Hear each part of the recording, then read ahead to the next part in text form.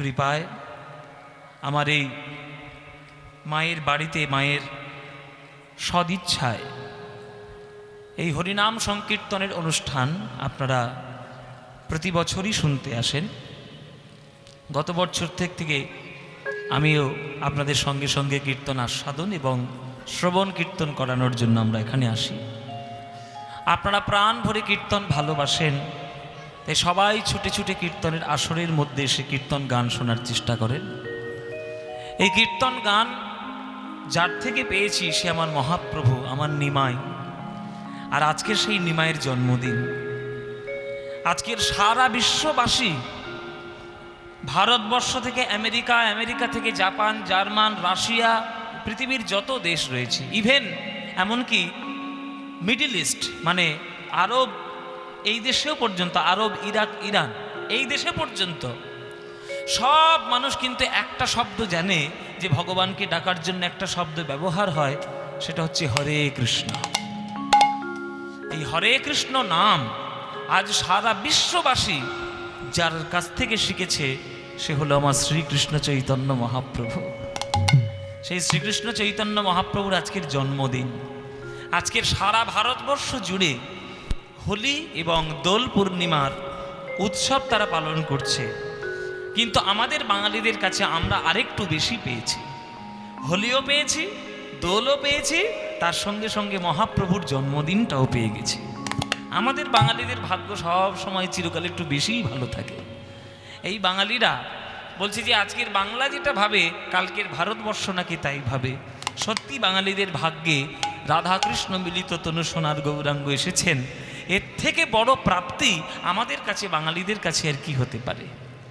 আপনারা এই যে কীর্তন শোনার পরিবেশ পেয়েছেন বা পাচ্ছেন, জানি না সেটা কতদিন আর সেটা স্টেবল করবে, সেটা থাকবে, স্থায়ী হবে, কিন্তু এখনো পর্যন্ত যতটুকু পাচ্ছেন, এই বাংলার মানুষরা কীর্তন শোনার জন্য একত্রিত হয়ে একটা জায়গায় বসছে, সবাই মিলে হাত তুলে হরিবোল বলছে, সবাই মিলে কৃষ্ণ বলছে, হরে কৃষ্ণ বলছে, এই একটা একজনের জন্যই বলতে পারছে, সেটা হচ্ছে আমার শ্রীকৃষ্ণ চৈতন্য মহাপ্রভু, আমার নিমাই, আমার গৌর হরি।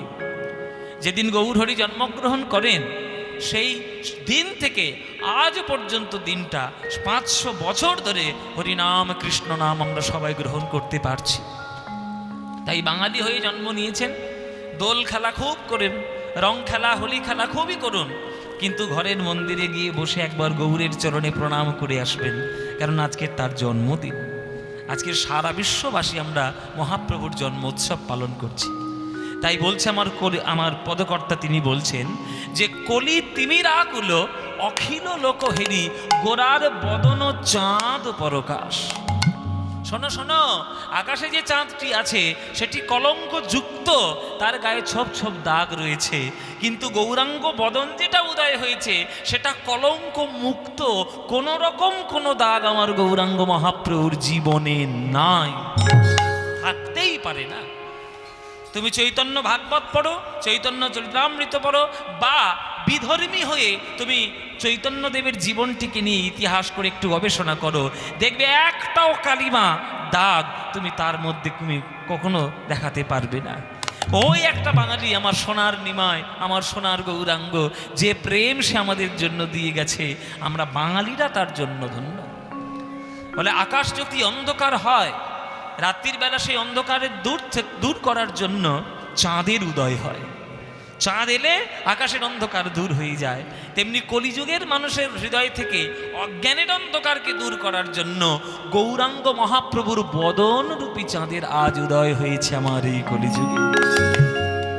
হ্যাঁ, তাই কলি তিমির আকুল অখিল লোক হেরি গোরার বদন চাঁদ পরকাশ, বদন চাঁদ পরকাশ, বদন চাঁদ পরকাশ, ভয়ানক হাস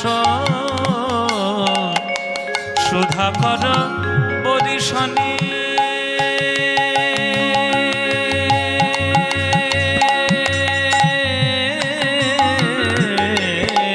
ভয়ানক হাস সুধাকর বরিশনে, অগো জগ জন, অগো জগ জন,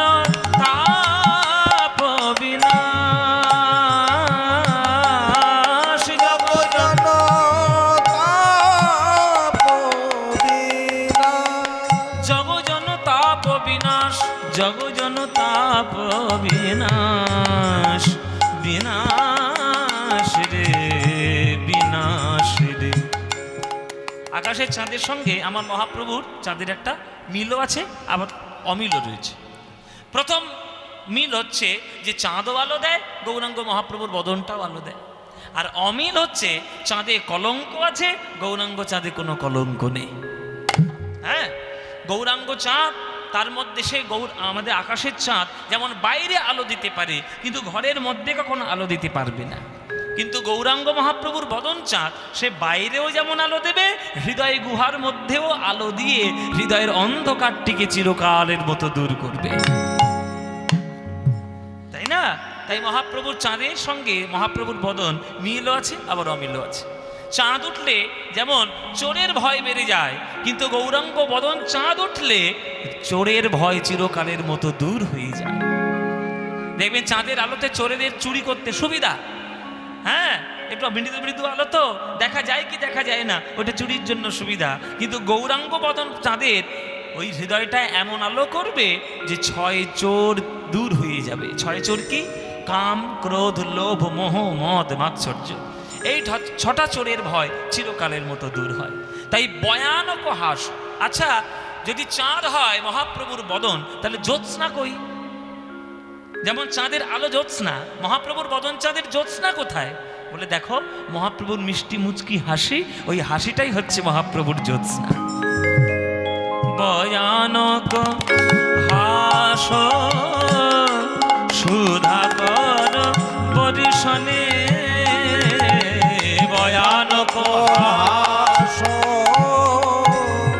সুধাকর বরিশনে, জগজন তাপ বিনাশ,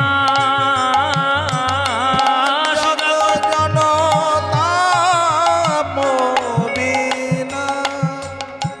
তোমরা একটা যে ব্যাপার জানো কি, যে পূর্ণিমায়, যে দোল পূর্ণিমায় মহাপ্রভু জন্ম নিয়েছিল, সেই দিন আকাশে চাঁদ আসেনি, জানো মায়েরা? কি জানো কি জানো না? সব মুখ বুঝিয়ে বসে আছে, চুপ করে বন্ধ করে কুলু পেটে বসেছে, জানো না? যে পূর্ণিমাতে মহাপ্রভুর জন্ম হয়, সেই পূর্ণিমাতে আকাশে চাঁদ আসেনি। কেন? পূর্ণিমাতে তো আকাশে চাঁদই উঠবে, তার আসেনি কেন? না, সেই দিনটা ছিল পূর্ণগ্রাস চন্দ্রগ্রহণ। যেদিন মহাপ্রভুর জন্ম হয়, সেই দিনটা ছিল পূর্ণগ্রাস চন্দ্রগ্রহণ। চন্দ্রগ্রহণ কেন হলো?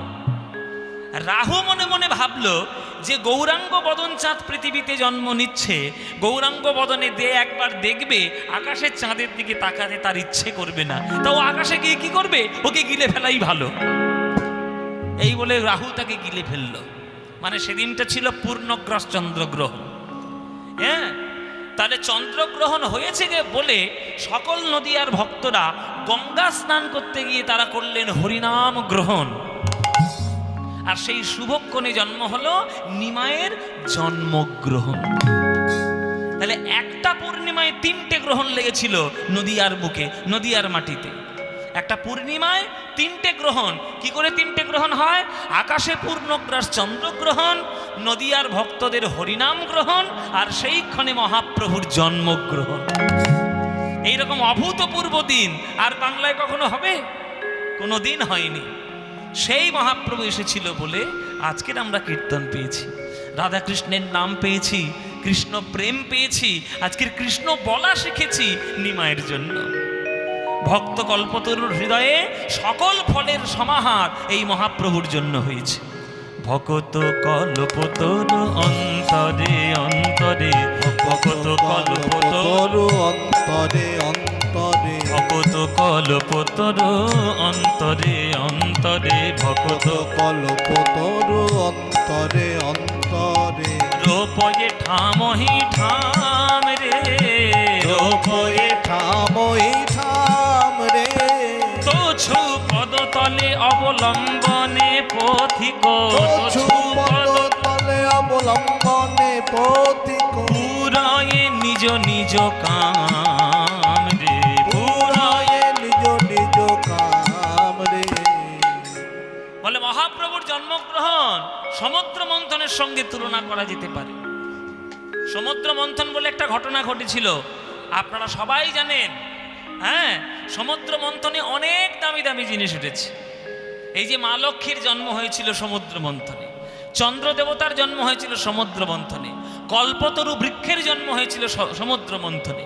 হ্যাঁ, সমন্তক মণির জন্ম হয়েছে, কৌস্তুভ মণি, সেটার জন্ম হয়েছিল সমুদ্র মন্থনে।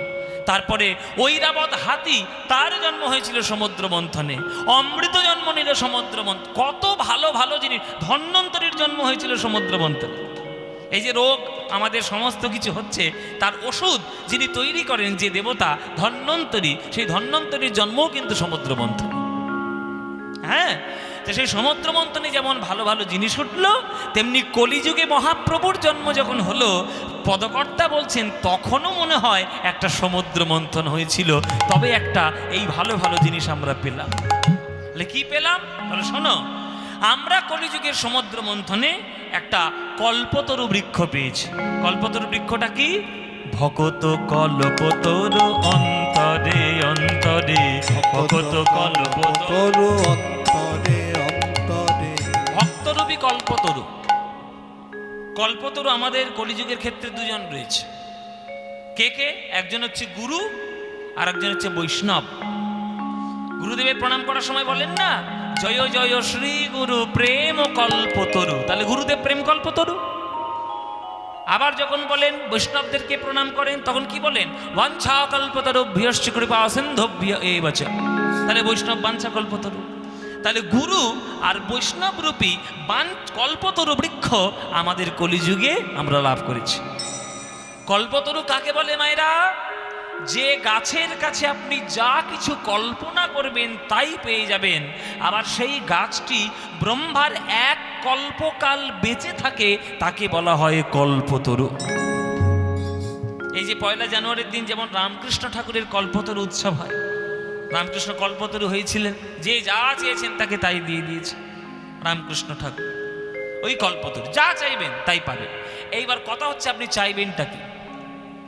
আমরা কল্পতরু বৃক্ষের কাছে গিয়ে কি চাইব? গুরু বৈষ্ণব যদি আমাদের কাছে কল্পতরু বৃক্ষ হয়, আমরা চাইব কি? চাওয়ার একটা ভাগ আছে, আমরা চাইতেই জানি না। কি করে চাইতে হয় আমরা জানি না, ওই জন্য সাধারণ মানুষ হয়ে এই কাদার জঙ্গলে পড়ে রয়েছে, কারণ চাইতে পারি না, চাইতে জানি না কি চাইতে হয়। এই যে আপনারা যে কজন মা গান শুনছেন বা বাবারাও গান শুনছেন, সব পাই, আমরাও তাই, আমরাও একই গোত্রের, আমরাও আলাদা কিছু নই। আমরা সবাই ঠাকুরের মন্দিরে যাই, এই বিলেশ্বর কালী মন্দির বলুন, আর দক্ষিণেশ্বরের কালী মন্দির বলুন, আর নবদ্বীপের গৌর মন্দির বলুন, সবাই আমরা মন্দিরে যাই। আমরা নিজেদের সুখের জন্য সব কিছু চেয়ে আসি, দেখবেন। হ্যাঁ কি না? ভুল বলছি না ঠিক বলছি মাইরা? ঠাকুর আমার যেন 2তলা বাড়িটা 5তলা হয়ে যায়, আমার যেন 2 বিঘে জমি 10 বিঘে হয়ে যায়, আমার 1 কোটি টাকা যেন। শুধু নিজের চাহিদা, টাকা দাও, পয়সা দাও, চাকরি দাও, ব্যবসা দাও, বাণিজ্য দাও, সুখ দাও, স্বাচ্ছন্দ্য দাও, এসি ঘর দাও, 1 কোটি টাকা দামের গাড়ি দাও, শুধু নিজের সুখের জন্য ভগবানের কাছে গিয়ে বসে। এইটা যতদিন করবেন, ভগবান আপনার থেকে দূরত্ব ততটাই বজায় রাখবেন। এইটা যেদিন বন্ধ করবেন, সেই দিন ভগবান আপনার কাছে আসতে শুরু করবেন ধীরে ধীরে। কেননা আপনি চাইছেন মানে আপনি ভগবানকে ভালোবাসেন না, আপনি ভগবানের সঙ্গে ব্যবসার সম্পর্ক তৈরি করেছেন। গিভ অ্যান্ড টেক পলিসি, তুমি দাও আমিও তোমায় পুজো দেব। গিভ অ্যান্ড টেক পলিসি দিয়ে ভগবানের ওই সবগুলো পাওয়া যায়, ভগবানের প্রেম পাওয়া যায় না। পাওয়া যাবে? জীবনে পাবেন না। তাই কল্পতরু বৃক্ষের কাছে সবকিছু চাইতে হয়, কিন্তু যেটা চাইলে জীবনের উন্নতি হয় সেটাই হচ্ছে প্রধান চাওয়া। কি চাইবেন তাহলে মায়েরা?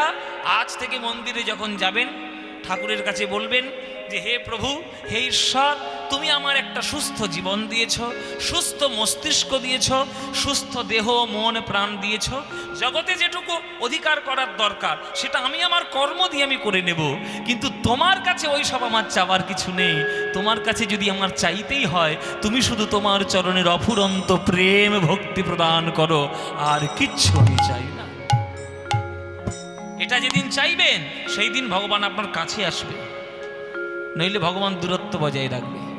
ভকত কল্পতরু অন্তরে অন্তরে ভকত কল্পতরু তরু অন্তরে অন্তরে রূপয়ে ঠামহি ঠাম রে রূপয়ে থামই থাম রে ভগত ছুপদ তলে অবলম্বনে পথিক ছুপদ তলে অবলম্বনে পথিক পুরায়ে নিজ নিজ কাম রে পুরায়ে নিজ নিজ কাম রে ওগো তাদের মন আশা হল পুরাণ আশা হল পুরা কল্পতরুর লয়ে শরণ মন আশা হল পুরাণ কল্পতরুর লয়ে শরণ মন আশা হল পুরা কথা আছে কল্পতরুর লয়ে শরণ। একটা লোক এই গরমকালে দুপুর বেলায় একটা লোক এই কাদার বিল দিয়ে হেঁটে হেঁটে যাচ্ছে বসিরহাট। তোমাদের গল্প বলি শোনো। কাদার বিল দিকে হেঁটে হেঁটে যাচ্ছে বসিরহাট। তখন এই রাস্তাটাও হয়নি, তখন বসিরহাটের ব্রিজও হয়নি, অনেকদিন আগেকার কথা। একটা লোক যাচ্ছে, সেইখানে যেতে যেতে হঠাৎ রাস্তার মধ্যে খুব গরম লেগেছে, প্রচণ্ড গরম লেগেছে। তা প্রচণ্ড গরম লেগেছে বলে দূরে একটা গাছ দেখতে পেয়ে সেই গাছের তলায় গিয়ে বসেছে। ওহ বাপরে বাপ, বাঁচলা, এবার হাঁপিয়ে উঠলাম, আবার হাঁপাচ্ছে হাঁপাচ্ছে গাছের তলায় বসে বসে হাঁপাচ্ছে। হাঁপাতে হাঁপাতে মনে মনে ভাবছে, বাপরে এত গরমে কষ্ট হচ্ছে, একটা গ্লাস যদি কেউ জল দিত তাহলে একটু আমার খেয়ে আমি পান করে একটু তৃষ্ণা নিবারণ করতাম। সঙ্গে সঙ্গে সোনার গ্লাসে এক গ্লাস জল সামনে। এই জলটা কে দিল?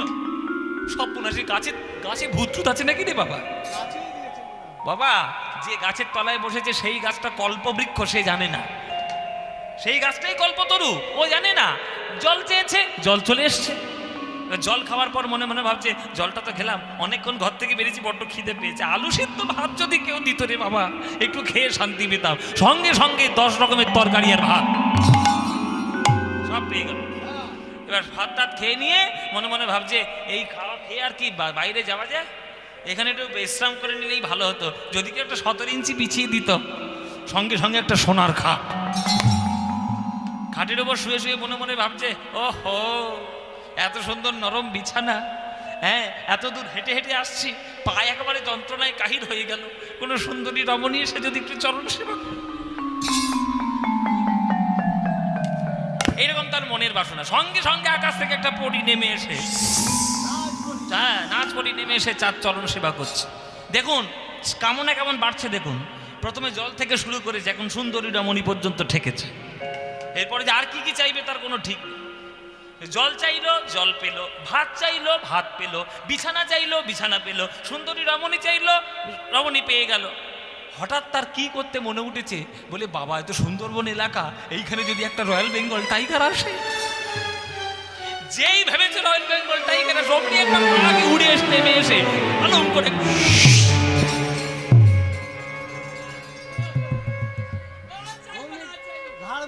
অমনি ঘাড় মটকে দিয়েছে। এইটা হচ্ছে আমাদের দশা। গল্পটা এমনি বললাম না, তোমাদের দেখে বললাম বাবা, তোমাদের দেখে আমাদের দেখেই গল্পগুলো বললাম।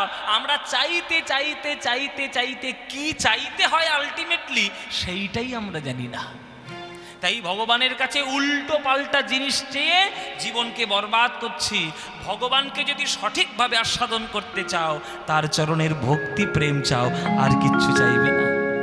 ভাব গজেন্দ্রে চড়ায়লো অকিঞ্চনে, ভাব গজেন্দ্রে চড়ায়লো অকিঞ্চনে, ভাব গজেন্দ্রে চড়ায়লো অকিঞ্চনে, ভাব গজেন্দ্রে চড়ায়লো অকিঞ্চনে, ওই ছন পহুক বিলাস রে, ভাব গজেন্দ্রে চড়ায়লো অকিঞ্চনে, ওই ছন বহুক বিলাস রে, সংসার কালকুট বিষে দগ্ধল এ কলি গোবিন্দ দাস রে, এ কলি গোবিন্দ দাস রে। সমুদ্র মন্থনে যত দামি দামি জিনিস উঠেছে, সব থেকে দামি হচ্ছে অমৃত। যার জন্য ঝগড়া লেগে গেল, ওই দেখো অমৃতের জন্য ঝগড়া লেগেছে, সত্য থেকে এরা ঝগড়া করছে জায়গার জন্য। এরা লাস্টে এসে ফার্স্টে বসবে। এই জন্যে বলেছি 6টা থেকে এখানে এসে বসে লাইন দেবে। তোমাদের কি করছিলে এতক্ষণ ঘর, এই যে যে বসছো ওইখানে কি সিরিয়াল দেখছিলে নাকি? কীর্তন শোনো, আমি তোমাদের একটা কথা বলি, যারা ভালো স্টুডেন্ট হবে, দেখবে স্কুলে যারা ভালো স্টুডেন্ট হয় তারা সবসময় গিয়ে মাস্টারমশাইয়ের আগে গিয়ে বসে, সামনের বেঞ্চিতে গিয়ে বসে। আমি চিরকাল আমার 1 থেকে 12 পর্যন্ত আমি ফার্স্ট বেঞ্চির ছেলে বাবা। ও মায়ের আমি চিরকাল ফার্স্ট বেঞ্চি, বাড়িতে সকালবেলা না খেয়ে বেরিয়ে যেতাম ওই ফার্স্ট বেঞ্চিটা ধরবো বলে। যারা ভক্ত হবে, তোমরা যে পিছনে বসে সে যে ভক্ত নেই তেমন নয়, কিন্তু তার সবসময় চেষ্টা থাকবে যে সবাই ছুটে এসে কি করে কীর্তনের সামনে গিয়ে বসবে। আপনাদের বলে দিই, যত কীর্তনিয়ার সামনে ঘিরে বসতে পারবেন তত ভাবের আদান প্রদান তত ভালো হবে, তত বেশি হবে। কীর্তনিয়ার থেকে যত দূরে থাকবেন ভাবটাও তত দূরে থাকবে। এই যে তোমরা দূরে বসে আছো, দূরে বসবে না, কীর্তনের ঘিরে ঘিরে বসবে। তবে এই কীর্তনের মুখের দিকে তাকে ওই সুধা রসটা একদম ডিরেক্ট তোমার কাছে আসবে। এটা কীর্তন গান মায়েরা, এটা ফাংশন নয় যে দূর থেকে আমি একটা মাইক্রোফোন ধরে গান গেয়ে দিলাম খুব মনোরঞ্জন হয়ে গেল। এটা কীর্তন, এটা ভগবানের ভাবধারার জিনিস। ভগবানের থেকে ভক্তদের সঙ্গে ডিরেক্ট সম্পর্ক। ঝগড়া করো না, চুপচাপ আসবে, ওই ঘাসের উপরেই বসবে, কোনো চটফট কিছু দেওয়া যাবে না, ওইখানেই বসে পড়বে। তোমাদের ওই একই দশা, অমৃতের জন্য ঝগড়া। অমৃতের জন্য ঝগড়া করেছে বসুর আর দেবতা। হ্যাঁ, শেষ পর্যন্ত মোহিনী রূপ ধারণ করে ভগবান বিষ্ণু ওই রাহু আর কেতুকে আলাদা করে দিল, দিয়ে অমৃত দিল দেবতাদেরকে, আর সুরা দিল, সমরস দিল অসুরদেরকে। কেননা ভালো ক্ষমতা যদি খারাপের হাতে চলে যায়, সে ক্ষমতার অপব্যবহার করবে, সে সৎ ব্যবহার করতে পারবে না। ওই জন্য ক্ষমতা সব সময় সৎ মানুষের হাতে থাকা ভালো। ক্ষমতা যদি রামচন্দ্রের হাতে থাকে তাহলে রামরাজ্য তৈরি হবে, আর ক্ষমতা যদি রাবণের হাতে থাকে তাহলে রাবণ রাজ্য তৈরি হবে। আর রাবণ রাজ্য তৈরি হওয়া মানে অহংকার, হিংসা, বিদ্বেষ, জাল সব ছড়িয়ে পড়বে। কিন্তু রাম রাজ্যে বসবাস করলে ভক্তি, প্রেম, শ্রদ্ধা, আদর্শ সকল কিছু বজায় থাকবে। ওই জন্যে ক্ষমতার অপব্যবহার হয়ে যাচ্ছে, আমরা সৎ ব্যবহার করতে পারছি না। তাহলে অমৃত আমাদের সত্যযুগে উঠল। তাহলে সত্যযুগের অমৃত আমাদের কলিযুগের কাছে কেমন? আমাদের কলিযুগের কাছে অমৃত তাহলে কি? কলিযুগের কাছে অমৃত হলো এই হরিনাম অমৃত, কৃষ্ণ প্রেমামৃত, যে অমৃত লাভ করার জন্য প্রভুর চরণে আমরা বসেছি। হরিনামটাই হলো আমাদের কাছে অমৃত। কিন্তু জেনে রাখো মায়েরা, সত্যযুগের সমুদ্র মন্থনে অমৃতও যেমন উঠেছিল তেমনি এক ভাণ্ড বিষও উঠেছিল। তাহলে আমাদের কলিযুগে বিষ কোনটা? এই জগৎ মাঝে বিষ কোনটা? সংসার কালো কুটো বিষে দগ্ধল, এ কলি গোবিন্দ দাস রে। সংসার কালো কুটো বিষে দগ্ধল, এ কলি গোবিন্দ দাস রে। ওগো আমি একা, আমি একা, জ্বলে জ্বলে মরলাম, আমি একা, আমি জ্বলে মরলাম, আমি একা। এখানে যারা গান শুনছো কেউ একজন হাত তুলে বলো, বাবা আমি সংসার করছি, জীবনে একটাও কখনো দুঃখ পাইনি। বলতে পারবে কেউ? আমিও হাতটা গুটিয়ে নিয়েছি ওই জন্য পিছনে, আমি জানি আমাকে আগে তোমরা ধরবে। আপনারা যেমন জ্বালায় জ্বালায় জ্বলে মরছেন, আমিও জ্বালায় জ্বালায় জ্বলে মরছি। তোমরাও জ্বলছো, আমরাও জ্বলছি, অথচ সেই জ্বলার সংসারেই আমরা পা বাড়ানোর জন্য পিপিলিকার ন্যায় উড়ে বেড়াচ্ছি। পিপিলিকা, হ্যাঁ পিপিলিকার দানা উঠেছে। পিপিলিকার দানা ওঠে কখন?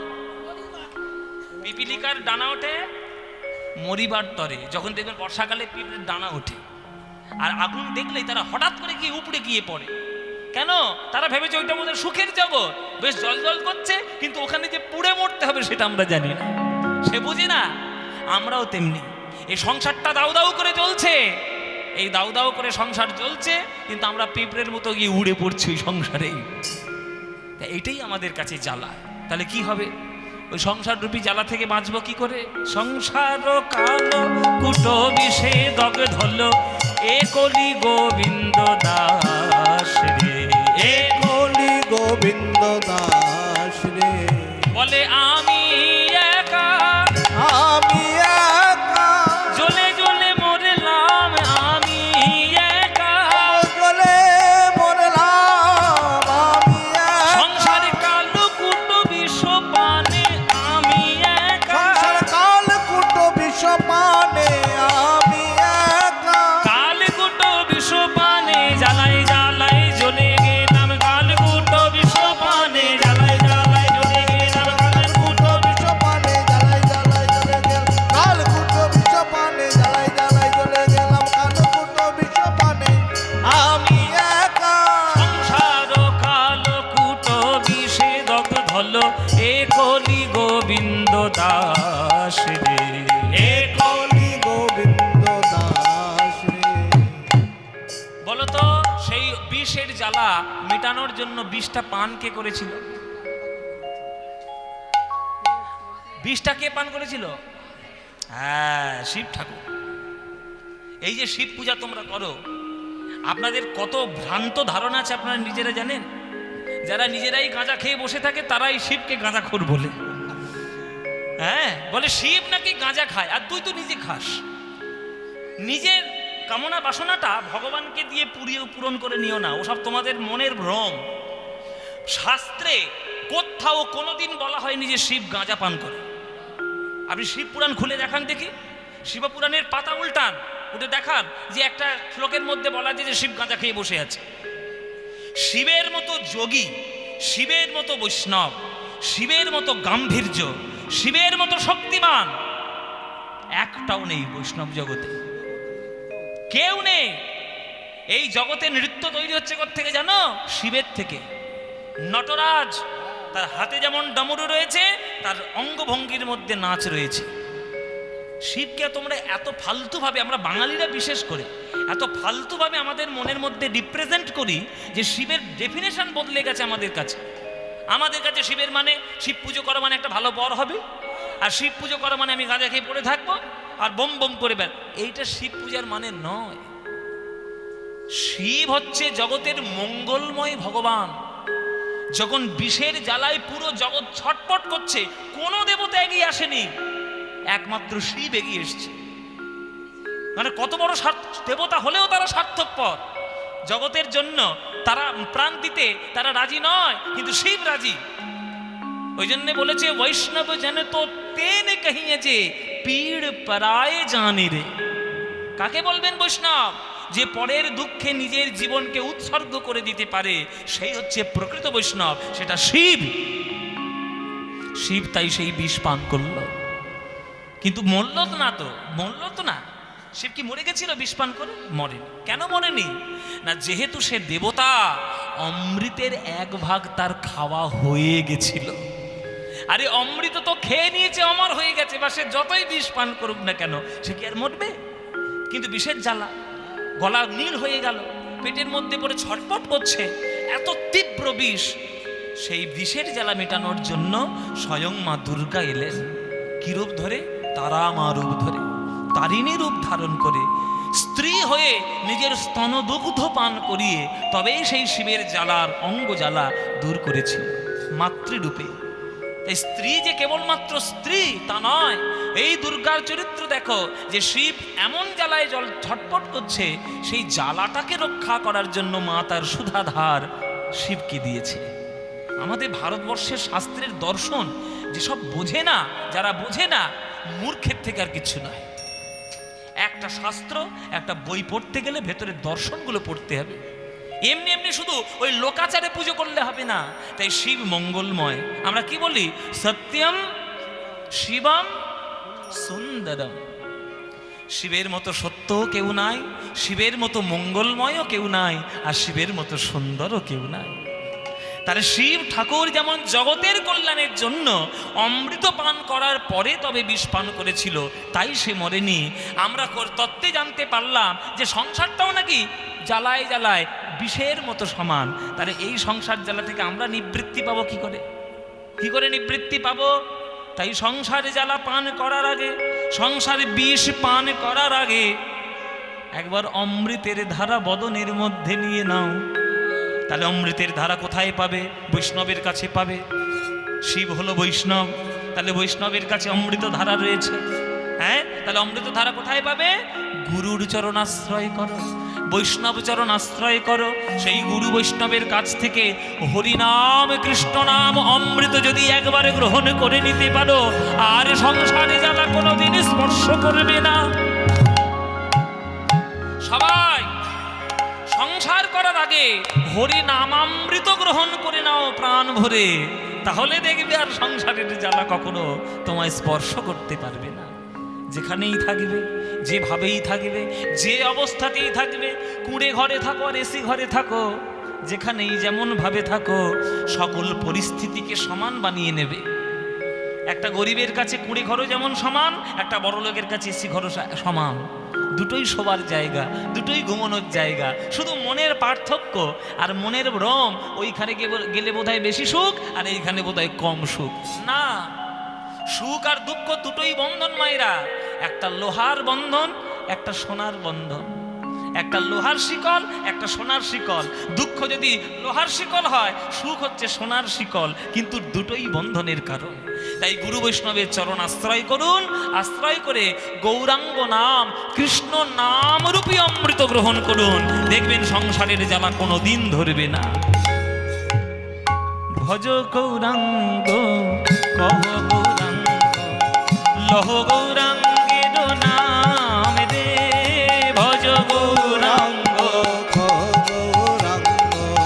লহ গৌরাঙ্গের নাম রে।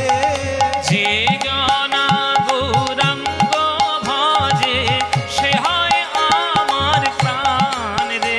যে জনা গৌরাঙ্গ ভজে সে হয় আমার প্রাণ রে।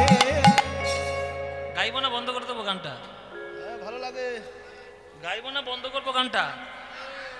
গাইব। এক গান শুনে শুনে কান পচে যায় না? বলে বাবা এই গান পচলে তাহলে সব গানই তো পচা। এই গানের মতো অমৃতময় গান আর আছে নাকি? বাঙালি যেখানেই থাকবে, সে আমেরিকাতে থাক আর বসিরহাটে থাক, এই গান সে গাইবেই না গাইবে, প্রত্যেকে কেউ না কেউ গাইবেই গাইবে। এই গান হচ্ছে আমাদের বাঙালিদের মনের গান, প্রাণের গান। হ্যাঁ, তাহলে ভজ গৌরাঙ্গ কহ গৌরাঙ্গ লহ গৌরাঙ্গের নাম রে, এই প্রাণের গান, মনের গান তোমরা যারা যারা ভালোবাসো না, একবার উলুধ্বনি দাও দেখি মায়েরা।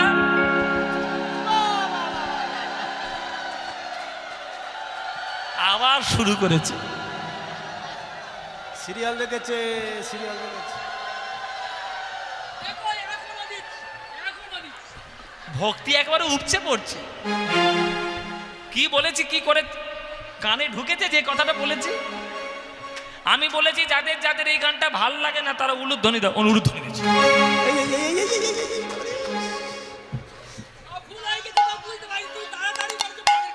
হ্যাঁ, কি ভাব নিদি আমার, একেবারে কাদার বিলে কাদায় চুবিয়ে মারবো তোকে। ও মায়েরা কি তোমাদের সর্বনাশ করলো? তো করেছো সর্বনাশ। এক কলসি দুধ এক ফোঁটা চোনা ফেলে দিয়েছ, পুরো দুধটা কেটে নষ্ট হয়ে গেল। কি হলো? এইবার যারা যারা ভালোবাসো, এইবার উলুধ্বনিটা তারাই দাও দেখি।